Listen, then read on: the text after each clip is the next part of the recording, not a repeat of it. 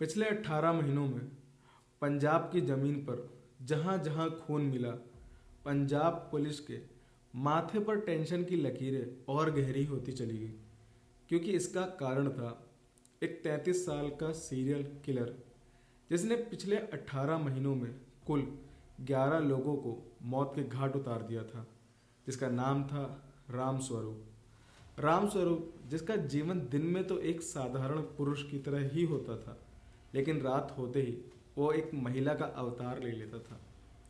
लेकिन दोस्तों, यहाँ पर कहानी सिर्फ दो पहचान की या दो रूपों की नहीं थी। यह कहानी थी एक ऐसे खून खराबे की जिसने इंसानी फितरत के सबसे अजीब पहलुओं को उजागर कर दिया था। तो आइए जानते हैं इस वीडियो में आखिर कौन था राम स्वरूप और क्यों इसने 18 महीनों में 11 लोगों को मौत के घाट उतार दिया। तो आखिर कौन था राम स्वरूप? राम स्वरूप जिसका जन्म पंजाब के रोपड़ गांव में हुआ था। राम स्वरूप को बचपन से ही लड़कियों की तरह मेकअप करना और उनकी तरह कपड़े पहनना बहुत पसंद था, और वो ऐसा करता भी था जब उसके माँ बाप घर पे नहीं होते थे। लेकिन कई बार माँ बाप ने उसे ऐसा करते हुए देखा, जिसके लिए उसे बहुत समझाया और ना समझने पर उसे मारा भी। राम स्वरूप का मन पढ़ाई में बिल्कुल भी नहीं लगता था। इसके बावजूद उसने जैसे तैसे करके अपनी पढ़ाई 10वीं तक की, लेकिन अफसोस 10वीं में वो फेल हो गया। लेकिन फिर भी वो अपने परिवार वालों के कहने पर, उनके प्रेशर में आके उसने एक बार फिर 10वीं की परीक्षा दी, जिसमें वो इस बार पास हो गया। पंजाब के ज़्यादातर घरों में लोगों का यही सपना होता है कि उनका बच्चा पढ़ लिख कर विदेश में नौकरी करे, और ऐसा ही कुछ राम स्वरूप के साथ भी हुआ। 10वीं की परीक्षा पास करने के बाद राम स्वरूप को दुबई भेज दिया गया। राम स्वरूप दुबई चला गया नौकरी करने के लिए। राम स्वरूप को दुबई में कोई रोकने टोकने वाला नहीं था, और एक बार फिर वहाँ पर उसके अंदर को होमोसेक्सुअल बाहर आने लग गया। लेकिन कुछ समय बाद ही राम स्वरूप दुबई से वापस आ गया। दुबई से वापस आने के बाद राम स्वरूप के घर वालों ने उसकी शादी करवा दी, और राम स्वरूप को उसकी बीवी से 3 बच्चे भी हुए। शादी के बाद राम स्वरूप एक बार फिर विदेश चला गया पैसे कमाने के लिए। इस बार राम स्वरूप कतर गया था, जहाँ पर उसने 5 साल तक काम किया और खूब पैसा कमाया। कतर से वापस आने के बाद राम स्वरूप ने उन पैसों से अपना घर बनवाया, और जिन लोगों से उधार लिया था उन अपना कर्ज चुकाया। बाकी के पैसे, बचे हुए पैसों से राम स्वरूप सिर्फ दारू पीता था, जिसकी वजह से उसके घर वाले बहुत परेशान रहते थे। यहाँ तक कि उसकी वाइफ और उसमें बहुत बार झगड़े भी हो चुके थे। अपने बच्चों को समझाने के लिए, सबक सिखाने के लिए राम स्वरूप के फादर ने यहाँ तक ये भी कह दिया कि अगर वो नहीं सुधरा तो उसको जायदाद से बेदखल कर दिया जाएगा, और ऐसा कहकर राम स्वरूप को घर से निकाल दिया। असल में उसको निकाला नहीं था, बस उसको सबक सिखाना चाहते थे। घर से निकाले जाने के बाद अब राम स्वरूप अकेला पड़ गया था, और उसे अपना खर्चा निकालना था। अपना खर्च चलाने के लिए वो सेक्स वर्कर का काम शुरू कर देता है।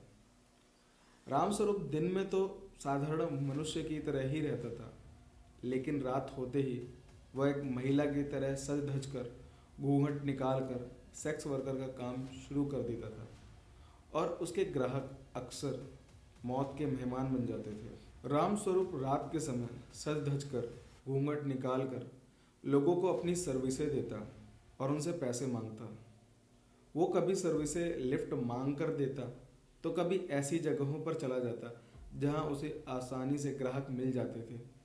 राम स्वरूप अपनी सर्विस देने के बाद लोगों से पैसे मांगता। कुछ लोग तो उसे पैसे दे दिया करते थे उससे खुश होकर, तो कुछ लोग उसे पूरे पैसे नहीं देते थे, और जो लोग उसे पूरे पैसे नहीं देते थे, थोड़े बहुत कम देते थे, तो वो उन्हें मार देता था। कई बार लोग तो उसे गे होने की वजह से उसका मजाक उड़ाते थे, जिसकी वजह से उसे गुस्सा आता था और वो उन्हें मार देता था।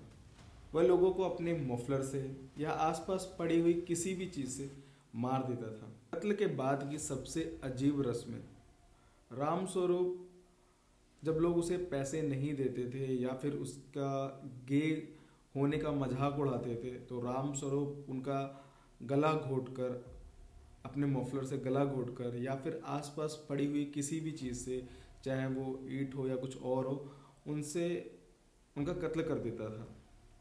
और कत्ल करने के बाद वो उनके पीठ पर, जिनका वो कत्ल कर देता था, उनके पीठ पर लाल रंग से धोखेबाज लिख दिया करता था।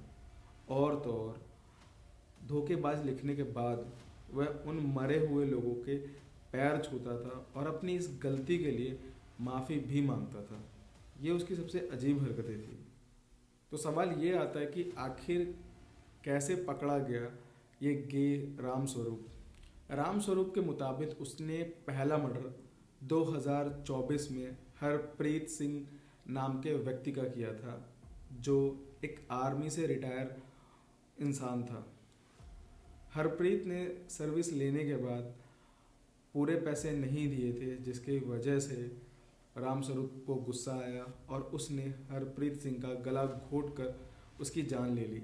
18 अगस्त 2024 को पंजाब के कीरतपुर के टोल प्लाजा के पास एक चाय की दुकान लगाने वाले 37 वर्ष के शख्स की हत्या कर दी जाती है। कातिल कत्ल करने के बाद उस शख्स का फ़ोन भी लेकर चला जाता है और उसे बेच देता है, लेकिन कातिल की यही गलती उसे पकड़वा देती है। पुलिस उस मरे हुए व्यक्ति के फ़ोन की जांच पड़ताल करती है और जांच पड़ताल के बाद पुलिस उस शख्स के पास पहुंचती है जिसके पास वो फ़ोन बेचा गया था। जिसके पास फ़ोन बेचा गया था, पुलिस उससे पूछती है ये फ़ोन उसके पास कैसे आया।